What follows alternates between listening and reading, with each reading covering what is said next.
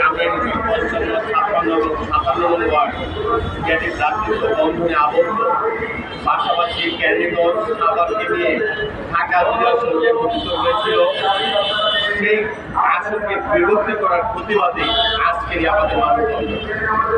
প্রিয় সাংবাদিক ভাই ও বোনেরা, আপনাদের মাধ্যমে এই অন্তর্বর্তীকালীন সরকার এবং বাংলাদেশ নির্বাচন কমিশনের কাছে আবেদন রাখবে আমাদের যে আপনারা আমাদের এই ভ্রাতৃত্ব বন্ধনকে ভেঙে দেবেন না।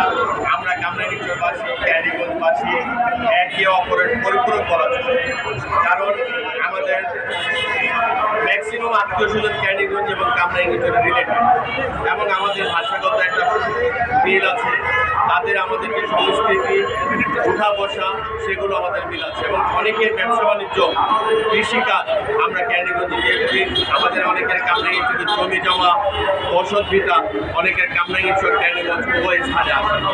অতএব আমরা যে একটা ভ্রাতৃত্ব বন্ধনে আবদ্ধ, এই সুন্দর একটি পরিবেশকে আমরা চাই না বিভক্ত করে আমাদেরকে আলাদা করে তোলে।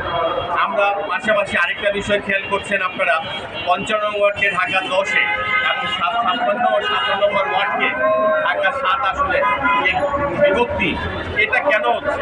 এটা কি আওয়ামী দোসরদের কোনো দুষ্ট লোক, দুষ্ট শ্রেণী পেশার মানুষকে এখনও বাংলাদেশ নির্বাচন কমিশনে অবস্থান করছে, যাদের নির্লজ্জা বাস্তবায়নের কারণে আজকে আমরা এই বিভক্তির মধ্যে পড়ছি?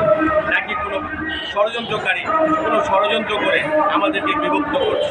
আমরা সিটি কর্পোরেশনের অন্তর্ভুক্ত, হ্যাঁ ঠিক আছে, আমরা সিটি কর্পোরেশনে থাকবো, বাট আসনকে কেন আমরা বিভক্তি করব?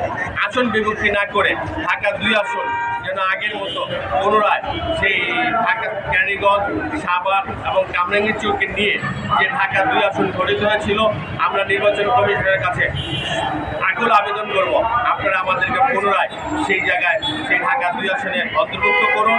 এই যে নতুন গেজেট করছেন সেটা বাতিল ঘোষণা করুন, অন্যথায় আমরা কামরাঙ্গীরচরবাসী হুঁশিয়ার করে দিচ্ছি, আমরা প্রধান নির্বাচন কমিশনার সহ নির্বাচন কমিশন ভবন ধারাও কর্মসূচি দেওয়া হলো। ইনশাল্লাহ আমরা এই জায়গাটাকে আমরা ঢাকা 2 আসনকে অন্তর্ভুক্ত করার জন্য যা যা করবো ইনশাল্লাহ তাই করবো। এই বলে আমি